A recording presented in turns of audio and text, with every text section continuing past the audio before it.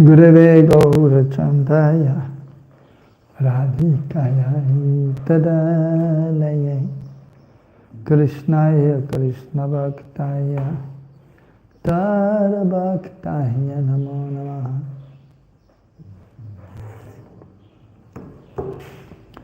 Vandeham Sri Guru Sri Yutavata Kamalam Sri Guru Vaishnavascha Sri Rupam Sagrajatam Sagana Raganatam Vitam Tam Sajivam Sadaitam Savadutam Parajana Saitam Krishna Chaitanyavam Sri Radha Krishna Padam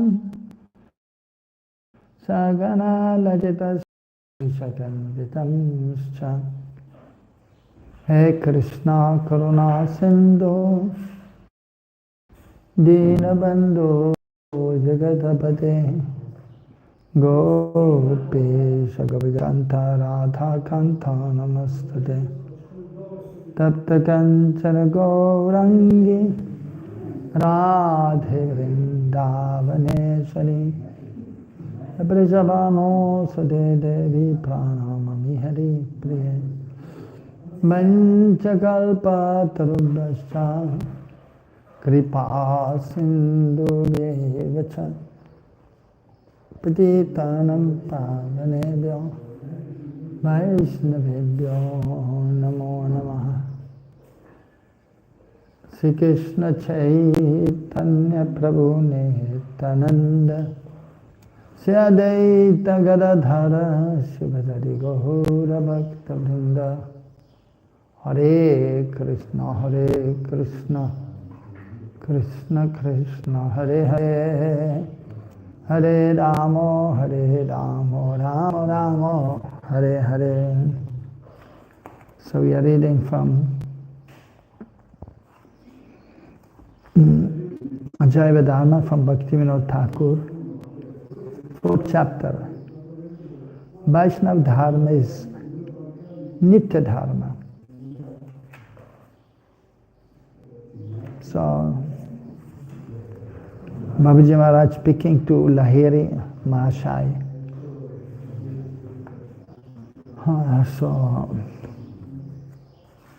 And he's speaking about Sadhana Bhakti. And then it is of two kinds. One is Vaidhi Sadhana Bhakti and the other one is Raganuga Sadhana Bhakti. So Lahiri is asking, how is Adhikar eligibility determined in regard to Sadhana Bhakti? Babaji, when the spiritual master considers that a faithful sadhaka is fit to remain under the rules and regulations of Shastra, he will first instruct him in Vaidhi Sadhana Bhakti. And that is actually for the majority, practically almost everyone. So we'll have to perform Vaidhi Sadhana Bhakti. Even if one is highly qualified from previous life, even if he is Nitya Siddha Parikar, returned associate, but in the beginning, so the spiritual master will tell about Vaidhi Bhakti, because just to set the example, even those who are highly qualified, they will perform Vaidhi Sadhana Bhakti just to set the example for others. But then easily or quickly, then they may adopt the process of Raganuga Bhakti because of their previous impressions. As we can see here in this description, how these different persons are coming, and mostly, almost all of them, they quickly advance. And then they inquire about Raganuga Bhakti and perform then Raganuga Bhakti. Once he considers that the sadhaka is eligible for Raganuga Bhakti, he will instruct him how to perform bhajan according to Rag Marg. Lahiri, how is Adhikar recognized? Babaji, one is eligible for Vaidhi Bhakti when one desires to worship Bhagavan according to the rules and regulations of the Shastra and has not yet experienced the principle of spontaneous attraction, rag, in his Atma. In the conditioned state, and the sadhaka, so he may hear about Bhagavan, about the Lord and his pastimes, and he become attracted, but still at the same time he has rag, some attraction for the material world. One is eligible for Raganuga Bhakti when a spontaneous inclination for Hari Bhajan has awakened in his Atma, and he does not wish to be subservient to rules of Shastra in his worship of Sri Hari. So in due course of time, that will actually be the case, that one will not feel so much inclined to simply follow rules and regulations. But of course here one has to be careful, because many times one has seen that one feels attracted to Raganuga Bhakti, and then he sometimes almost prematurely wants to dive into that realm, and then he's not following the Vaidhi Bhakti principles much. But no, one has to follow Vaidhi Bhakti even while performing Raganuga Bhakti. But at the same time, sometimes one may reduce the adherence to very strict Vaidhi Bhakti by following Raganuga Bhakti. Babaji, if you examine your heart, 1 second. Lahiri, Prabhu, please determine my adhikar so that I may understand the principle of eligibility. I have not yet been able to grasp your analysis of Vaidhi and Raganuga Bhakti. Babaji, if you examine your heart, you will understand your own eligibility. Do you think that bhajan is not feasible without adhering to the tenets of Shastra? Lahiri, I think that it would be most beneficial to engage in sadhana bhajan according to the rules outlined in the Shastra. Nowadays, however, it has occurred to me that Hari Bhajan is an ocean of ras. Gradually, by the power of bhajan, I will be able to taste that ras. So Lahiri is introspective, and he understands that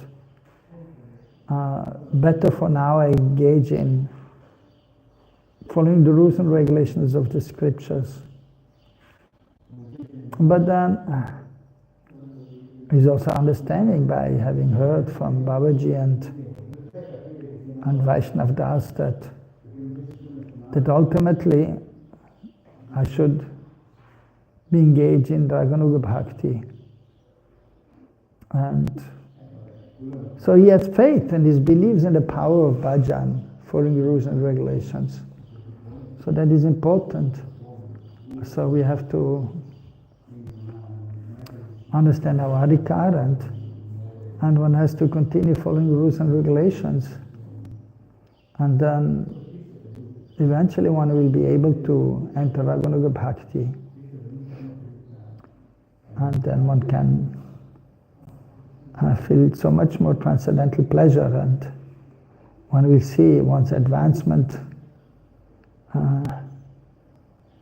is becoming more mature and real and faster. So, but one has to be patient with oneself.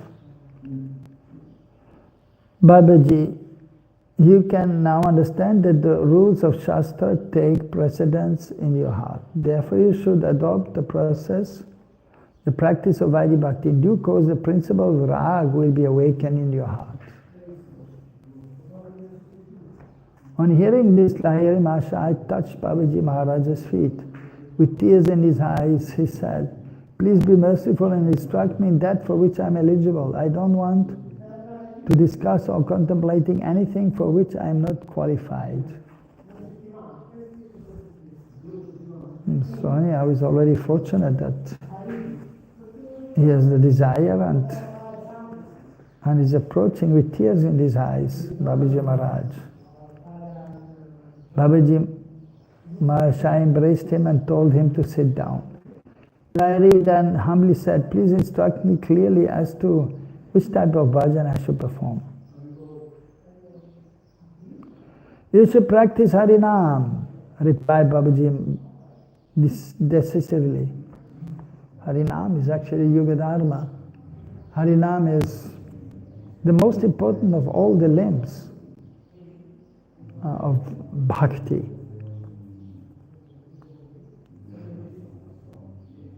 Babaji is continuing. Sri Nam Bhajan is more powerful than all other forms of bhajan. There is no difference between Nam, the holy name, and Nami, Bhagavan who possesses the holy name. If you chant Nam without offense, you will very quickly attain all perfection. All 9 forms of bhajan are automatically carried out when performing Nam Bhajan. So here referring to 9 forms of bhajan, referring to Navavidha Bhakti. Hearing, Savanam Kirtanam Vishnu Smaranam Parasevanam Achanam Vandanam Dasyam Sakyam Matmari Vedanam. So by chanting Harinam, so one is speaking and one is hearing. But chanting Harinam, Smarana will be there also, because one has heard something about Krishna, the more one hears about Krishna, then automatically one will be able to hear him, to remember him. And then Pada Sevanam, the within one's consciousness, one will feel like serving the lotus feet of the Lord. Achanam, then one may, just like in deity worship, therefore deity worship is important. One is practically with one's senses, with one's body, one is serving the Lord. And then, while chanting, then one will remember, oh, today I dressed the deities, it was such a nice experience, deities look so beautiful. Hare Krishna, Krishna Krishna, Hare Hare. And so on. Vandanam, offering prayers. So when we do deity worship, even otherwise, so we, in front of the deities, we chant some prayers. Hey Krishna, Karuna Smina Bando Jagatpade Gope Sagabhika Gantara Thakanta Namastute. So while chanting Harinam, so chanting and hearing, so one is speaking with the tongue and hearing with the ear. So but then the mind is there, so with the mind we can offer this prayer also. Offering prayers which we have learned, which we use in our deity worship. Because Krishna Nama are no different. Nam or Nami, they are no different. So, under this, therefore we worship the deity, so we have the connection with the Lord. And then while chanting Harinam, then we can feel the same, and we can realize that the Krishna Nama are no different, and automatically we may offer prayers to the Lord. Kasturi tilakam lala tapatale vaksasta likaustubam nasakre varamaktiram karatale venu kankanam sarvangari chandanam salutam kante chamaktavali gopastri pariveshtito vijayate gopala churamani. And in this way, if one is, of course, one has to concentrate on the chanting and hearing, but then one can offer vandana and prayers, and Krishna will accept and he will reciprocate, just like the deities are reciprocating. So Krishna Nam, who is not different from the deity in the temple, not different from Krishna in our heart, not different from Krishna in Golok, he will reciprocate. Oh, this devotee is nicely chanting and it is remembering me while chanting my name. So that would be wonderful. So that is actually what we should do. Mantra upasana. While doing our upasana, our bhajan, our worship, we chant mantra. And then in pure stage, then Krishna will just manifest by chanting the holy names. Vandanam dasyam. Dasyam, I am the servant of Krishna, sambandha jnana. In that mood, one should chant the holy name, sambandha jnana. I'm the servant of Krishna. I'm not this body, I'm spirit soul. Hare Krishna, Krishna Krishna, Hare Hare, Hare Ram, Ram Ram, Hare Hare. And then Sakyam, Krishna is my best friend. And then Atmani Vedanam. So then in purified consciousness, then you can surrender. While chanting, you're surrendering to the lotus feet and trying to be absorbed in the chanting. So therefore he is mentioning that all the 9 names are included. They're carried out automatically when performing Nam Bhajan. When on Atosuri Nam, he is engaged in both hearing and chanting. As one chants, one also remembers the pastimes of Hari, and within the mind one serves his lotus feet, worships him, offers prayers unto him, serves him in the mood of a servant or friend, and offers one's very self to him. So, and this is the process. By chanting Nam, Krishna Nam. So Bhaktivinoda Thakur here is recording to this very nice conversation of these great personalities. Lahiri, my heart has become intensely eager, O Master, please don't delay in bestowing your mercy upon me. So by hearing from the great souls, actually then the desire will be there to be like the great souls, to be nicely engaged in devotional activities. Therefore we should associate with the great souls. Those who have Nam Ruchi, taste for the holy names, then it will be easier. But if one is associating with materialistic persons, materialistic devotees, then that greed will not be there. Babaji told him, you should always chant these names without offense. Hare Krishna, Krishna Krishna, Hare Hare, Hare Rama, Rama Rama, Hare Hare. As he recited this name, Babaji placed a Tulsi Mala in Lahari Mahashaya's hands.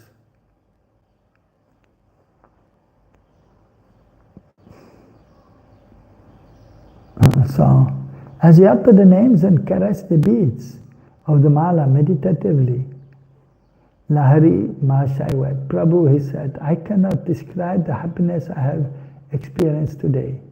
Saying this, he fell unconscious at Babaji Mahashaya's feet due to intense joy.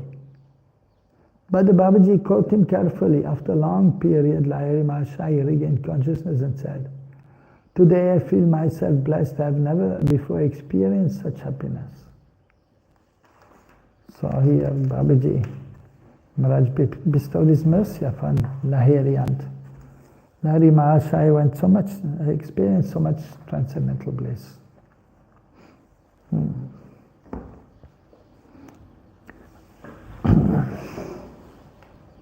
Babaji Mahashaya, O great soul, you are indeed blessed, for you have faithfully accepted Sri Harinam.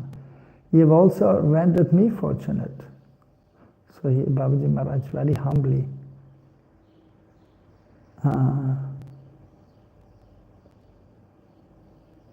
so speaking and addressing Lahiri Mahashaya's great soul, because he accepted Harinam.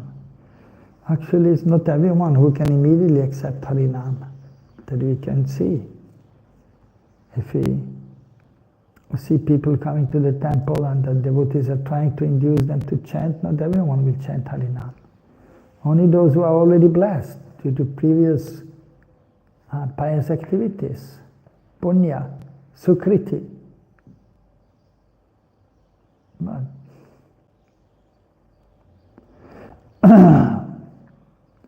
And if one has performed bhakti sukriti, some spiritual activities, pious, then it is even more easy to advance. So as before, so let me see. From then on, Lahiri Mahashaya was able to stay in his kutir without fear, and he began to chant Sri Harinam on his mala. Before there was the incident when a snake came, and Lahiri Mahashaya, so he became fearful. But then Vaishnav Das, so he told him not to be fearful, that if you chant Harinam, Krishna will protect you. And then here Babaji Mahashaya, he then further on blessed him.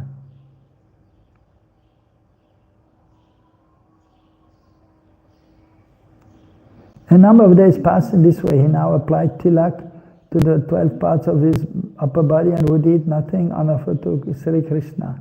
He daily chanted 2 lakhs, 200,000 names on his japamala.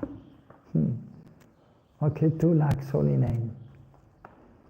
I mean, it's 2 times 64 rounds. And not to be imitated. And so from this we can understand that this Lahiri Mahashaya, so he had some previous impressions in regards to devotional service. Otherwise it's not possible to immediately chant so many rounds. So even to chant 1 lakh is not easy, as we know ourselves by experience, or in Prabhupada's time. In the beginning, Prabhupada instructed them to chant 16. After some time, he told, well, they should chant 64. He told them to chant 64, and still they had to do some seva, of course, and of course that time was different also. The environment at Lahiri Mahashaya's time there in Mayapur, Navadvip was very conducive, peaceful. Whereas if you're on the west and in the city, like where Prabhupada started in New York, as a kind of hellish place.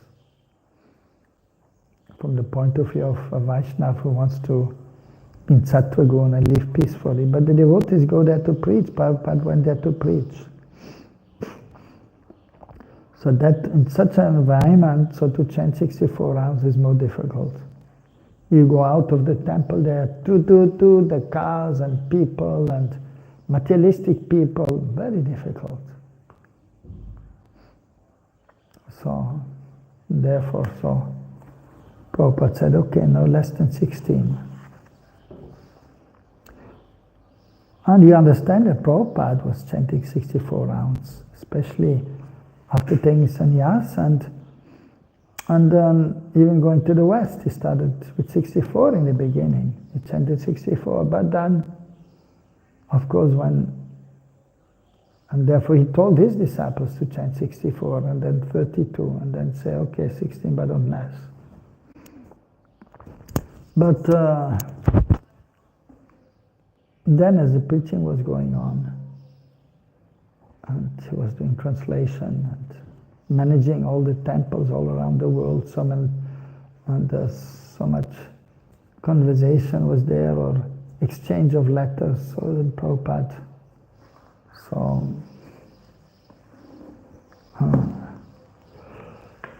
it seems that he then reduced something, but I believe he must have chanted 32 every day, at least. And sometimes more, of course.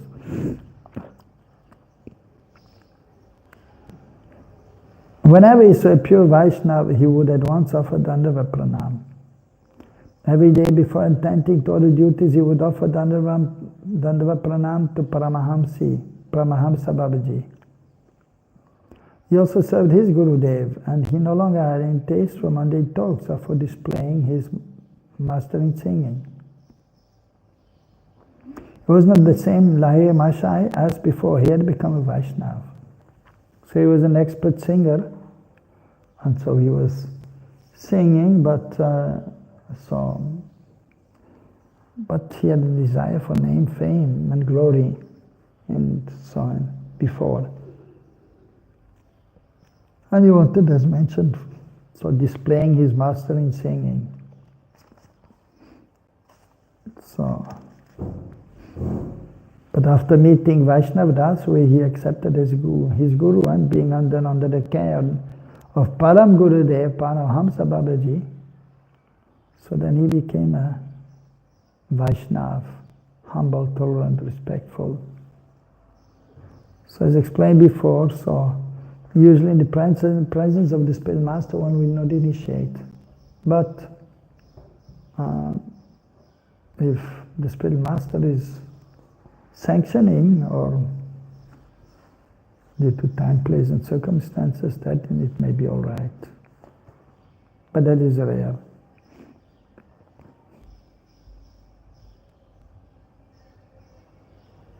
One day after offering Dandavat Pranam to Vaishnava Das, Babaji Lahiri inquired, Prabhu, what is Prayojan Tattva? Babaji answered, the Jiva's ultimate goal, known as Prayojan Tattva, is Krishna Prem. One practices sadhana constantly, bhav eventually manifests, and when bhav is fully developed, on complete, it is called Prem.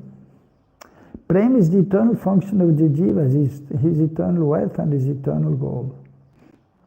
Only in the absence of Prem does the Jiva undergo various sufferings in material entanglement. There's nothing greater than Prem, for Krishna is controlled only by Prem.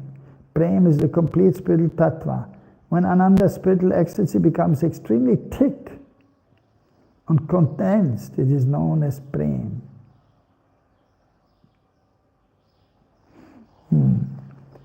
So, of course, in the beginning, so he got some knowledge in regards to Sambandha Gyan. We are not this body, we are spirit soul, we are a servant of Krishna. And then he's inquiring about bhajan, how perform, what is my eligibility and how should I do bhajan, and then he was instructed in sadhana bhakti, and then so he understood also about Raganuga Bhakti, and so which is the Abhideya, the process. And then he's inquiring here about Prayojan. So there's Vaidhi Sananda Bhakti, and then there's Raganuga Sananda Bhakti, and then comes Bhav Bhakti, when one is purified in consciousness. And then the transcendental emotions come from the soul, from ourselves. So, but that takes a little time. And so Bhav is known as Premankur, the sprouting of Prem.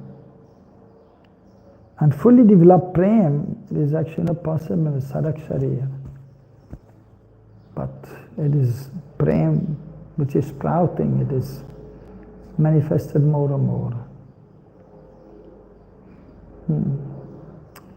At that time, so one has undergone the different stages, having faith, Shraddha, and then one is in the association of the sadhus, then one does bhajana kriya bhajan, then the yatas are vanquished, and one is fixed, nishta, and then ruchi will be that taste for chanting the holy names, for serving, and then one can become attached to Krishna Sakti and detached from the material world, and then bhav will come, and then one may attain perfection. Lahiri weeping, can I become a fit candidate for receiving prem? Babaji embraced Lahiri Mahasaya and said, in only a few days you have converted your sadhana bhakti into bhav bhakti, and very soon Krishna will certainly bestow his mercy upon you. So very few days and in converted sadhana bhakti into bhav bhakti. That is extremely rare. And few days, of course, here is just a little shortcut, but still, you can see that according to this narration here, according to what Babaji is mentioning, actually, Bhaktivinoda Thakur, so that it was not taking long time for them to advance. So that is due to previous impressions, purva samskar. And so one is already blessed if one is coming in the association with the sadhus, if one is adopting the path of bhajan given by our acharyas, under Rupa Goswami, under the shelter of Mahaprabhu. So one is very fortunate, one is blessed. And so one has gotten mercy.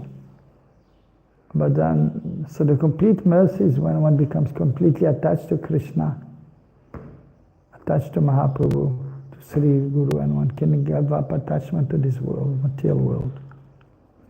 So that is to be attained, that is the goal. But yes, it will take some time. I mean, that is the reality, if you see.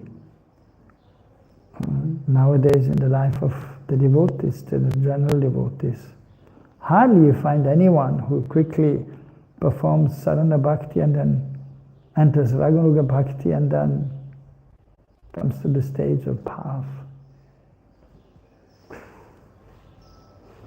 Almost one, well, very, very rare.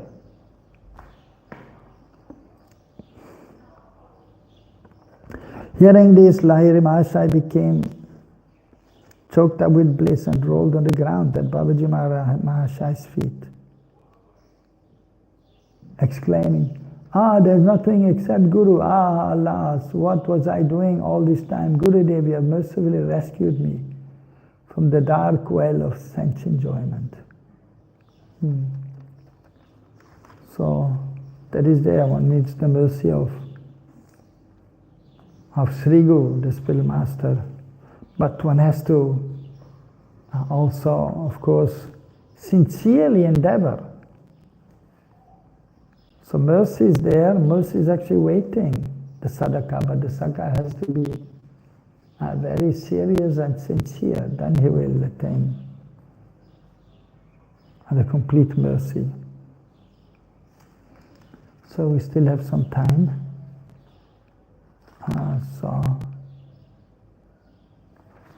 So that was the end of the 4th chapter. 5th chapter, Vaidhi Bhakti is Nitya not Naimitika Dharma. So Vaidhi Bhakti is Nitya not Naimitika Dharma. So that is actually, if one has the proper understanding. If one knows what is the goal of Vaidhi Bhakti, then it is Nitya. So the proper understanding must be there, proper knowledge must be there. If no proper knowledge is there, then it is Naimitika Dharma.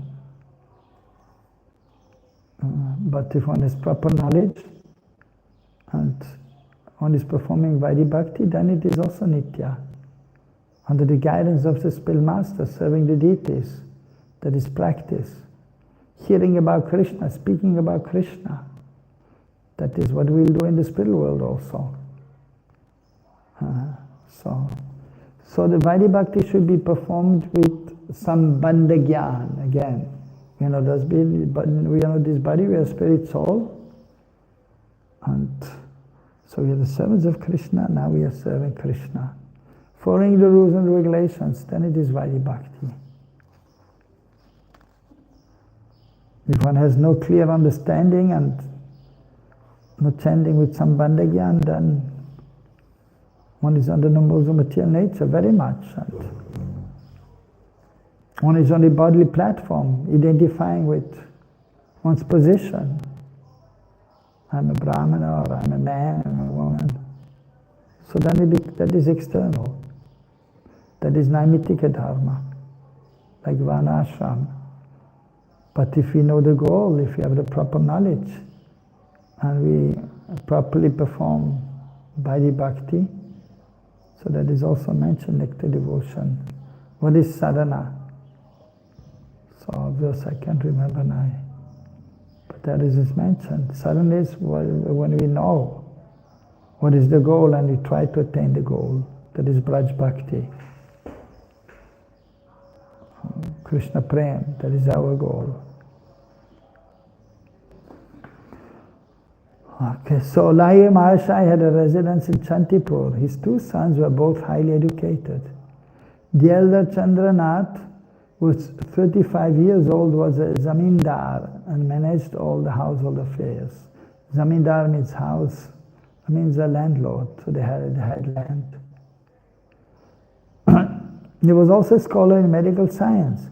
Chandranath never underwent any hardship for the sake of spiritual progress, but he commanded tremendous respect in the Brahmana community.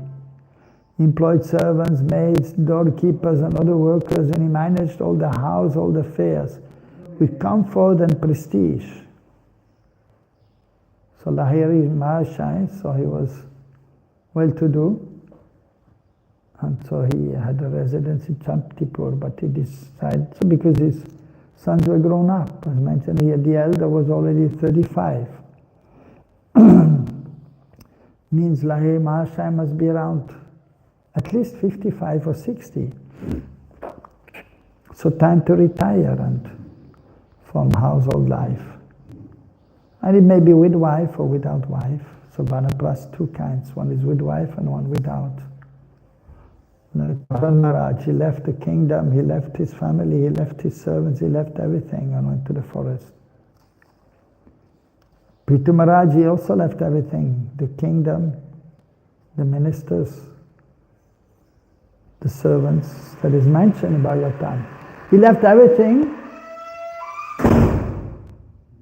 Hare Krishna, accompanied by his wife.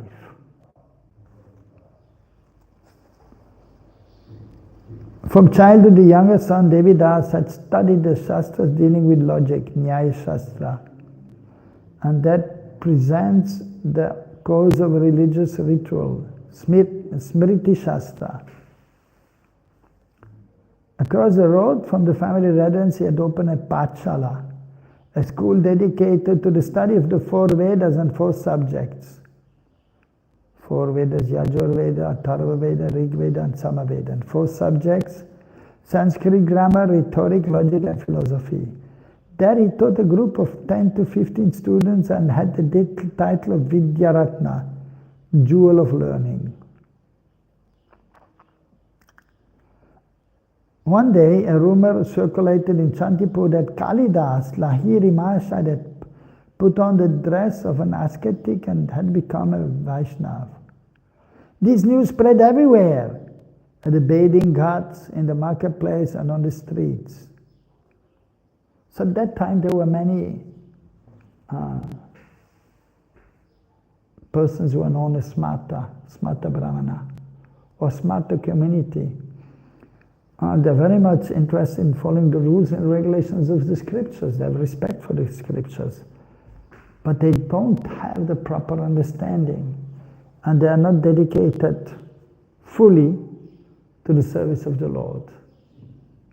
So some of them, they may have faith, but they are not much engaged, because they're on the bodily platform. The Atma Buddha is still there, and they identify with their position. So that is Naimitika Dharma. I'm a Brahmana, I'm a teacher, I'm a man, and so on.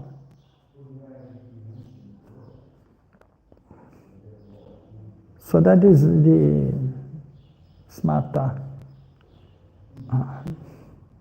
And usually they don't have so much respect to the Vaishnavas, because the Vaishnavas, they spend a lot of time chanting the holy names, which is the Yuga Dharma, and they're worshipping the Lord. So therefore sometimes the Smarta, they consider the Vaishnavas to be sentimentalists.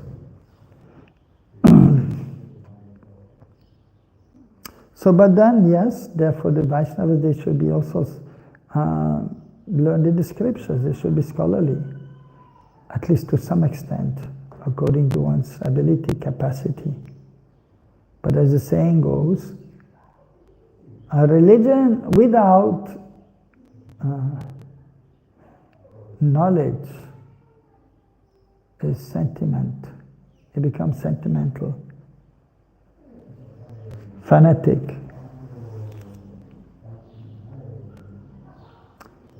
And knowledge without religion becomes dry, and so then it becomes mental speculation. One is thinking to be absorbed, one is thinking to be advanced. That is on the mental plane, but there's no bhakti there.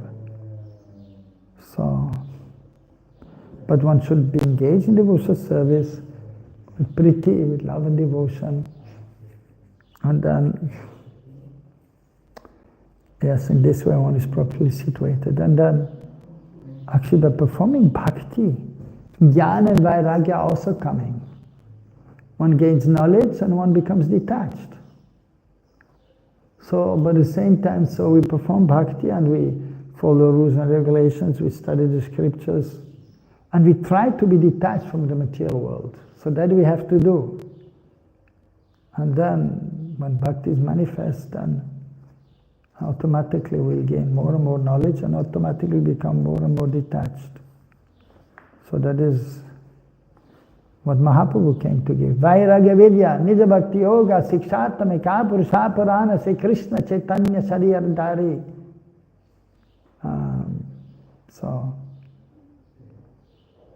Vairagya vidya, nija bhakti yoga. He came to give vairagya, to show to be detached, and vidya, he gave devotional knowledge.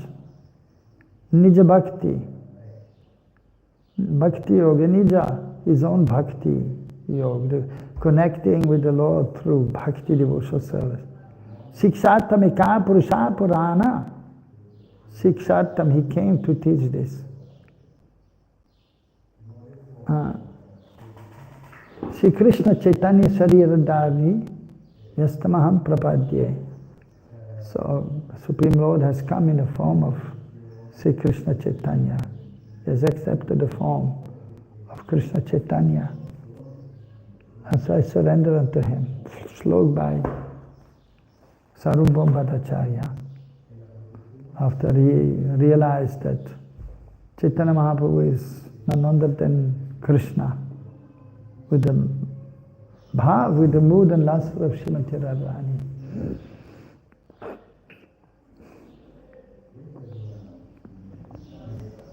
Someone said, the old man has become senile. He was a man of ideal character for so long, but now he has gone mad. So that is actually happening sometimes in old age. One cannot act properly. Physically and even mentally, one becomes almost like a child. So that is known as senile. So he was a man of ideal character, and now he's like a madman. So because he has adopted bhakti. So this is a misconception. So which the smarter Brahmanas had. So that time, Mahaprabhu's time, or before Mahaprabhu's appearance, after his appearance also, many smarta Brahmanas were there. But then Mahaprabhu, he established Krishna Bhakti, but still some smarta Brahmanas were there. Although many became devotees of Mahaprabhu of Krishna, but still some smarta Brahmanas were still there, some idealistic persons were still there. So that was the case here. So they thought that Kalidas already became a Vaishnava because they didn't have the proper understanding. So they considered him to be mad. Someone else said, what kind of disease is this? All kinds of happiness is there in his home. He's a Brahmana by birth. And his sons and family members are all obedient to him. What suffering could drive such a man to adopt the life of a mendicant? So even misconception was there, and still generally it is there. Then one will think, what is the need of becoming a mendicant? What is the need of giving up household life if everything is there? So he had everything. materially speaking. So therefore they thought, what is the need of taking sannyas? But it is mentioned in the scriptures, after the age of 50, I want to go to the forest, become renounced and dedicate oneself fully to the devotional service of the Lord. That is the main thing. One has to become more devoted to the Lord, and sometimes in family life it may become difficult. Because family life means social interaction with other family members, with neighbors, members of the society. One has to have an exchange in family life. Have a good relationship as much as possible with everyone. And then one will hear what is happening in the world, what this person is doing, what that person is doing. And then a lot of Gramya Katha, village talk is there. But that should be given up. And one should engage in devotional service, in Krishna Katha, wholeheartedly, especially when one gets older, because there's not much time left. And one has to prepare to give up the body. And so one has to try to be as much as possible absorbed in Krishna consciousness. Then is a chance to become successful and realize Krishna Swarup and our own spiritual form. So, but it takes time. So therefore it is recommended after some point to withdraw a little bit from social life, from family life. So, and if one is qualified, then one may, enter sannyasa ashram, or as I hear Babaji. So, but the qualification should be there. Otherwise, better to stay at home with one's wife and live simple, and try to become detached in this way, by living a more simple life. And usually, naturally, it is there. One doesn't want to get involved when one gets older in all kinds of problems. And then one may go to the holy places of pilgrimage. That is advised for vanaprasthis. And one should study the scriptures more. So that is mentioned specifically in Vanaprastha ashram. One should study the scriptures more. And of course, chant the holy names of the Lord, which is the Yuga Dharma. So these persons at that time, in Shantipur, surrounding areas, they were where Advaitacharya also stayed. So there were not, many of them were Smata Brahmanas, not pure devotees. So therefore when Lahiri Mahashai was in Navadvip in Mayapur and staying there in a renounced way, then they were all astonished and they criticized him and his family. So we stop here, and yes, Hare Krishna, Jai. Srila Bhaktivinoda Thakur ki Jai. Tomorrow is actually disappearance day of Bhaktivinoda Thakur, so who wrote this wonderful book. So I pray for his blessings so we may also quickly advance in our Sarana Bhakti and Raganuga Bhakti and come to Bhav Bhakti that we should try to achieve. And so we beg for the mercy of Sri Guru Bhaktivinoda Thakur, the previous acharyas, Rupa Goswami, Chaitanya Mahaprabhu and Radheshyam, so we may be successful in coming, in being able to enter Bhav Bhakti. Jai Satyananda Guru Hari Ki Jai. Sri Radha Shyama Sundar Ki Jai.